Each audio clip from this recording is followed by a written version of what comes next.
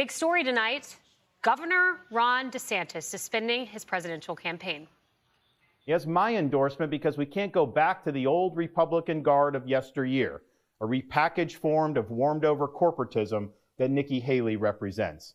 The days of putting Americans last, of kowtowing to large corporations, of caving to woke ideology are over.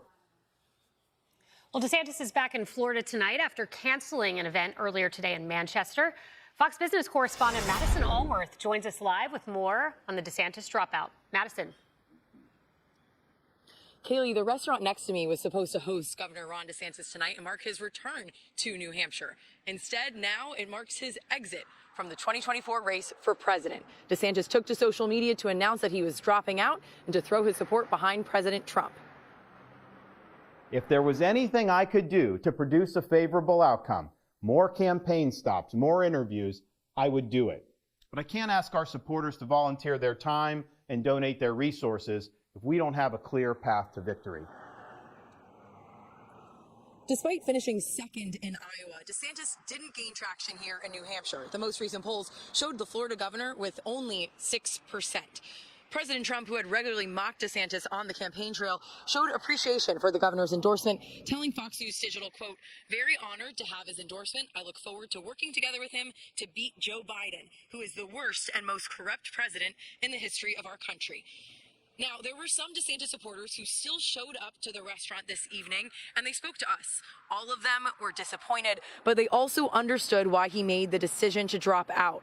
One supporter telling us he's not sure who he's going to support now.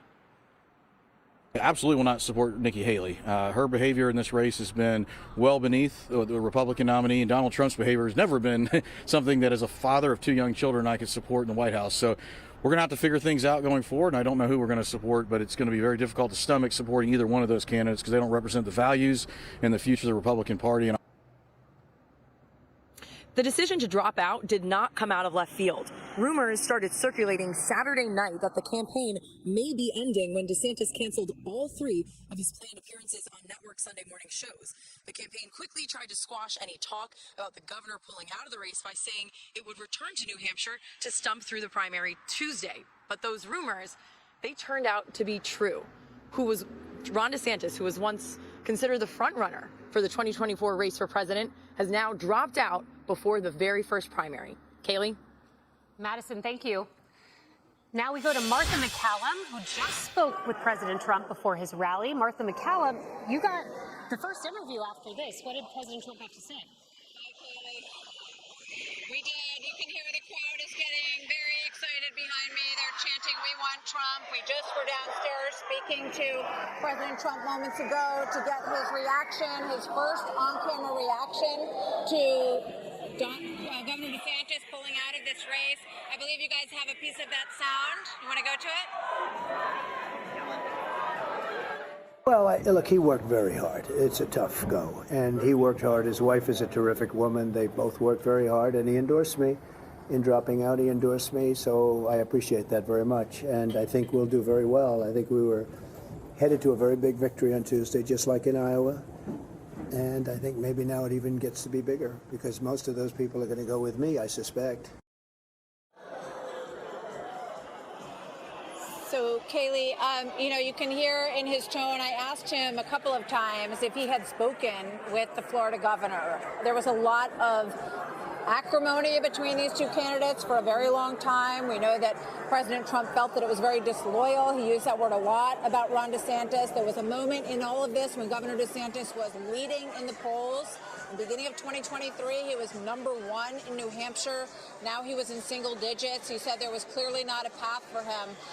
But I was very interested to hear that there had not been a conversation, no discussion, at least at this point, about campaigning together. I asked him if there might be a role for DeSantis potentially in his administration. He said, we're not there yet in terms of that kind of discussion. So really no communication is the takeaway from the interview that I just did at this point, which is interesting. So we'll see where that goes. But he also acknowledged, President Trump acknowledged, and I think you're going to hear him do that again here in moments, how hard it is, how hard this process is, how much families and candidates commit to all of this. And I think, it was an acknowledgement that he understood if perhaps the statement wasn't that, sort of warm and cozy and endorsing from Governor DeSantis. He said in the statement, I said I would endorse the lead candidate, and that's what I'm doing.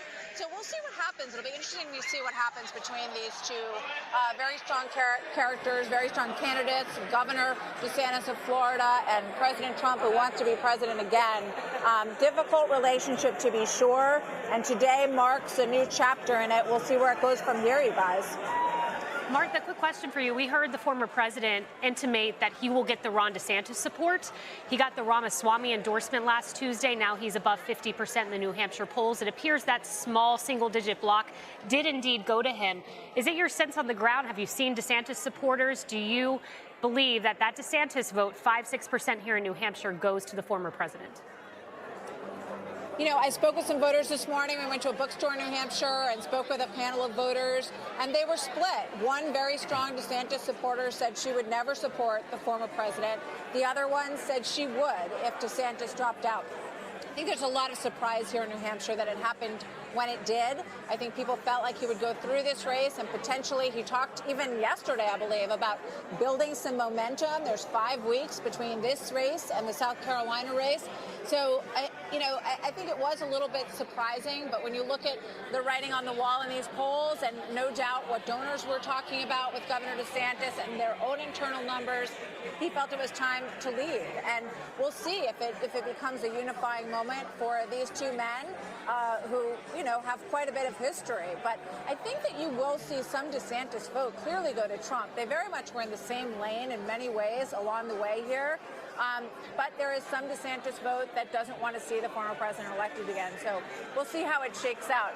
The other factor I would mention, Nikki Haley, excited, obviously, to see DeSantis drop out. She says she's now got the one-on-one race that she wanted with the former president. She's been jabbing his age quite a bit. I asked him about that. He talked about the cognitive test that he has taken and believing that that criticism is off the mark.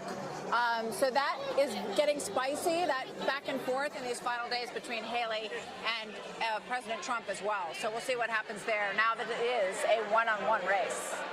Martha McCallum, thank you very much. Thank you, guys. Guy, turning to you, I want to pull up the numbers, and this is what I was saying to Martha. This is Real Clear Politics average. So this is, of course, before DeSantis dropped out. But you see Trump at 50.3%, and he's there because of a CNN poll, a Suffolk poll, a St. Anselm College poll, all of which came after Ramaswamy. 5 digits appear to have gone to Trump, which could give him majority support with the DeSantis tailwind. Yeah, I think that I saw a clip earlier in the day of Nikki Haley announcing to her supporters at an event that DeSantis had gotten out of the race, and they all cheered. And I said, well, be careful what you're cheering, because there's a good chance that a lot, maybe most of those DeSantis supporters in this state, and you also look at other states down the line, might flip over to Trump. Maybe the likelihood being a little bit higher than going over to Nikki Haley, just in terms of sort of the values that they embody, sort of the type of campaign that they've run. DeSantis was trying to win over a lot of the MAGA crowd, and obviously at this point he was not successful in that and had to get out of the race. But it does feel that this is yet another huge moment of consolidation behind the former president, and what was shaping up, at least according to the polling, to be perhaps a significant win for Trump in this state on Tuesday night could become a real blowout, and this thing could be over soon. In the Nikki Haley campaign, I imagine their argument would be something like, this is a state with 40% that is independent. We believe they'll show up. We believe the choice is crystallized. It's now a two-person race. And look, South Carolina, the numbers may look great for President Trump, but Super Tuesday, 12 of 16 states have independents voting. I imagine that would be the counter. Yeah. And voters here in New Hampshire really like to tell their own story, to be the ones that set where things are going and not to listen to those polls and not to be so reactionary to those polls. The most recent UNH poll that just dropped right before DeSantis left the race found that 62% of likely New Hampshire voters who selected DeSantis had Trump as their number 2 choice. So we'll see if that actually comes to play. But when it comes to New Hampshire voters, they love the comeback story. They're famous for comeback stories, most notably Bill Clinton in 1992, and that was a second-place finish, the comeback kid's story. So the question is, does Nikki Haley, if she can bring it close, as some of the polling, specifically that UNH poll, had shown a little bit tighter numbers, not the 19 spread, but more of an 11 spread. If she can bring it close, does she get a story even coming out of this in second place? So we'll see. You talk about comeback kids. I mean, footnote John McCain in 2000 beating George W. Bush. So that's absolutely correct. You know, Charlie, I heard Governor DeSantis on Friday with our colleague Neil Cavuto. My radar went up because here's what he had to say. Take a listen. Would you support him if it looks like he is the party nominee? Well, I signed the pledge. I'm never somebody that takes his ball and goes home. And so that's just how I am. I mean, I don't take any of this stuff personally because it's not about me. It's about a larger effort, a larger movement.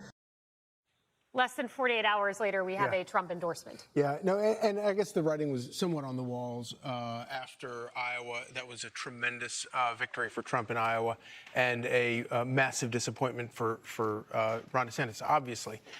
He had banked everything on that and failed.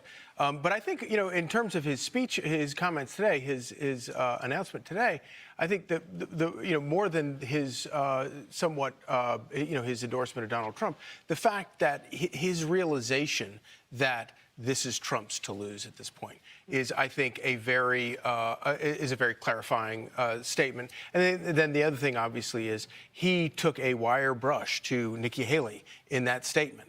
And I think that, and obviously there are going to be some of DeSantis supporters who are never Trumpers and who don't want to support Trump.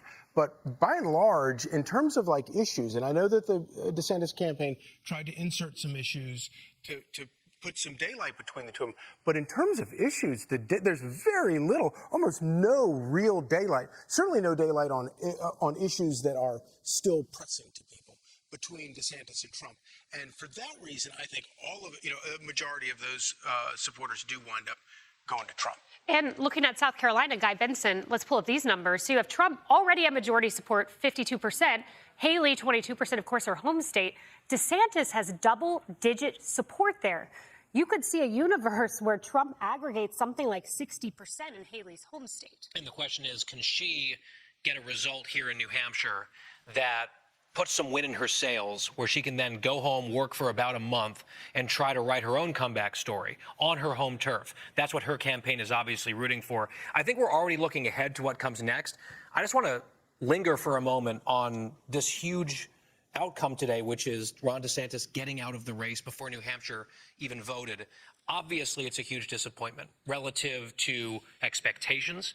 I think his high expectations were rooted in reality. You look back in late 22, early 23, he had a viable chance of becoming the nominee. I really think that after that New York indictment came down from Alvin Bragg in New York City, you started to see the polling average just pull away for Donald Trump. People rallied around Trump because they viewed that in particular as illegitimate, partisan. And so I'm not sure any campaign, even a flawless campaign, could have overcome that dynamic. But let's be honest, this was not a flawless campaign for the DeSantis team, right? And I think he's been a fabulous governor. I think that he could be a terrific president. But even the rollout of his campaign, very online, buggy, it kind of became a microcosm of some of the issues that he then suffered from. They had this weird, like, media strategy that didn't work out well. So here we are, down to a two-person race. The postmortems will be written, and Guy Benson began writing his own for the DeSantis campaign just there. Yes.